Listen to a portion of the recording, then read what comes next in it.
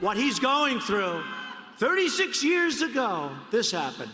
I had one beer, right? I had one beer. Well, do you think it was? Nope, it was one beer. Oh, good.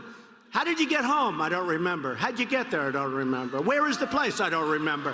How many years ago was it? I don't know. I don't know. I don't know. I don't know. What neighborhood was it in? I don't know. Where's the house? I don't know. Upstairs, downstairs, where was it? I don't know. But I had one beer. That's the only thing I remember. There's no time and no place for remarks like that, but to discuss something this sensitive at a political rally is just it's just not right. It's just not right. I wish he hadn't have done it. Just and say it's kind of appalling. That was Senator Jeff Flake earlier this morning reacting to President Trump's remarks at a rally last night in Mississippi. And joining us now, senior member of the Judiciary Committee, Senate Democratic Whip Dick Durbin of Illinois. Senator, it's good to be with you. You put out a statement on Friday saying you would vote no on Kavanaugh. This was before the FBI investigation was launched. You pushed hard for an FBI investigation. You pushed Judge Kavanaugh during his testimony to commit to an investigation. Are you satisfied with the way the investigation's been carried out so far? And do you wish that the FBI agents would talk to both Judge Kavanaugh and Dr. Ford, as they have not yet? Well, of course, they should speak to any relevant witness, and that would include Dr. Ford as well as Judge Kavanaugh. In terms of the course of the FBI investigation, there isn't a single one of us who honestly knows what they're doing, who they're speaking to. We continue to get these anecdotal reports that people have tried to reach them with what they think might be important information. They can't even get through. So I just can't tell you where it stands. I'm counting on Chris Wray and the FBI to do a professional job on behalf of an organization which we respect as the most important, probably the best criminal investigation agency in the world. Well, and they are professionals, as you know, Senator. So what's the explanation you've received, or what can you surmise about why they wouldn't have interviewed the two key witnesses, the two principals in this story, and not carried out the investigation the way they would? Obviously, they've been bridled a bit. They've got to have this done by Friday. But beyond that, why wouldn't they interview those two people? Well, I'll give you my theory. My theory is that if Dr. Ford is interviewed, they necessarily have to interview Judge Kavanaugh, and those who are handling his nomination do not want him to be put into a position of having to explain some of the things which he said before the committee. And so why would the FBI concede that point to the White House? They wouldn't do it for anyone else. They shouldn't. They shouldn't concede it to anyone. They were given a responsibility of a thorough, professional, nonpartisan investigation. At the end of the day, the future and the reputation of this agency is at stake. You expressed concerns well before we even knew Dr. Ford's name, Senator, concerns about Judge Kavanaugh in the area of presidential authority. You worried about how he might rule if a decision came to the Supreme Court regarding the Russia investigation. I don't think you were satisfied with the answers you got during that questioning. So I guess my question is, even with Dr. Ford now in the equation and these other accusations, there wasn't really ever a chance you were going to vote for Judge Kavanaugh, was there?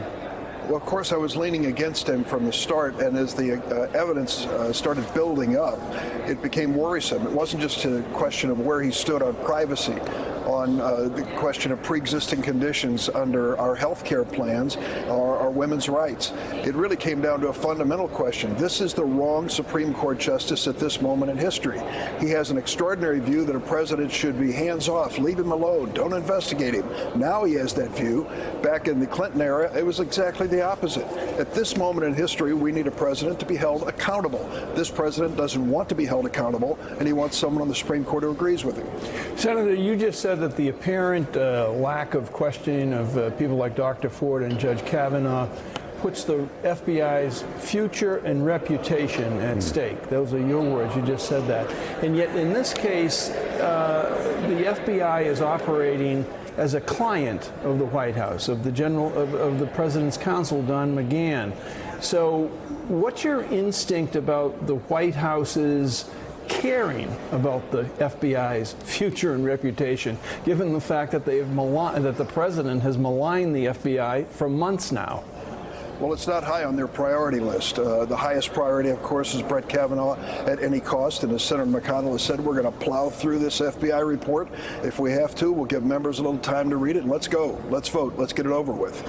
I think that is the priority. We'd like to see the order that came from the White House that started the investigation with the FBI. I don't think that's unreasonable.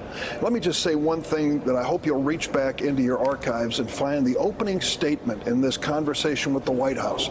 It came from Kellyanne Conway, and it was about 3 weeks ago, and she said two things that I remember very clearly.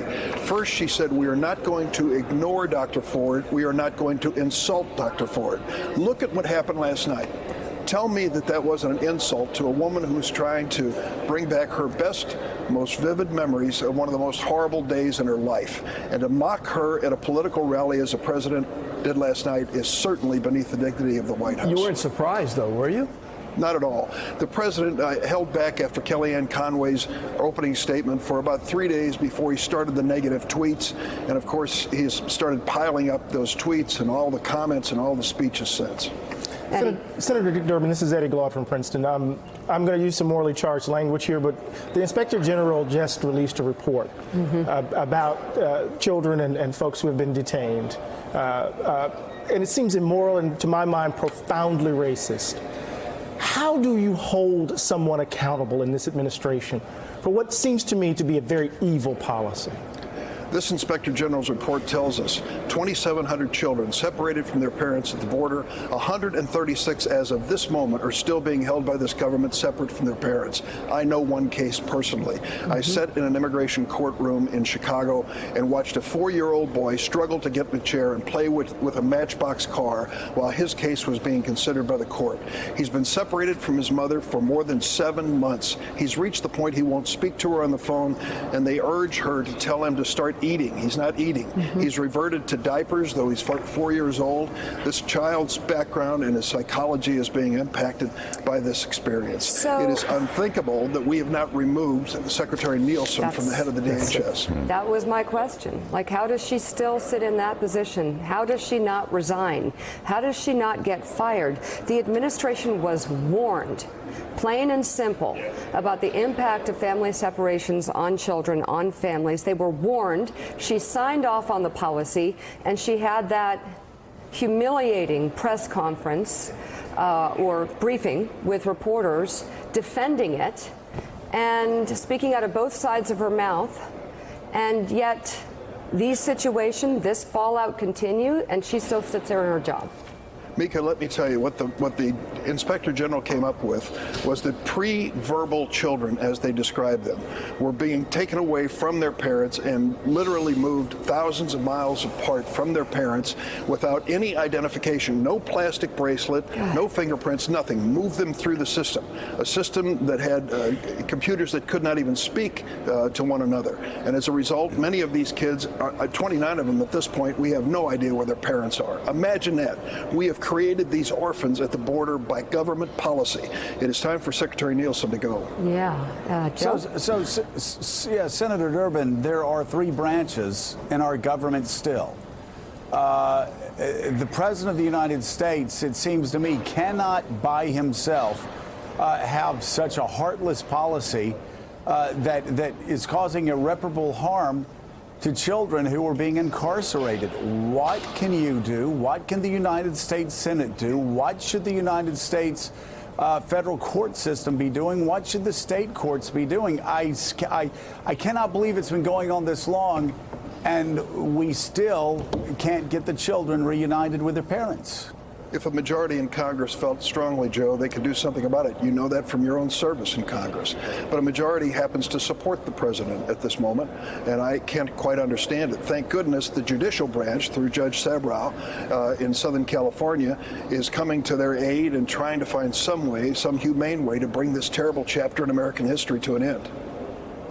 All right, Senator Dick Durbin, thank you very much for being on the show. Wait, Mike Barnacle. Senator, one other point I want to raise with you. You look tired and exasperated this morning. Oh, he's going to. This is awful. Okay. He's going there. How long is it going to take you to recover from a 13-inning 2-1 wild card loss? And winter begins for you people in Chicago today. Mike, all I've got to say is go Bears. I stayed up until early in the morning watching the end of the Cubs 2019 season, 2018. All right. I think he looks okay, Mike, but okay. Bears look good, too, by the way. Yeah, they do, actually, yeah. Thank you very much, Senator, for being on the show this morning. A lot Thanks, Senator. going on. Speaking of football, still ahead inside the true origins of Donald Trump's gripe with the NFL, dating back to the 1980s, and how Trump's demands back then over quarterback Doug Flutie may have been a precursor to his calls for Mexico to pay for the wall. Are you with me? What? It's an We'll amazing, explain that. Great story. Ahead on Morning Joe. amazing story. Thanks for checking out MSNBC on YouTube, and make sure you subscribe to stay up to date on the day's biggest stories. And you can click on any of the videos around us to watch more from Morning Joe and MSNBC. Thanks so much for watching.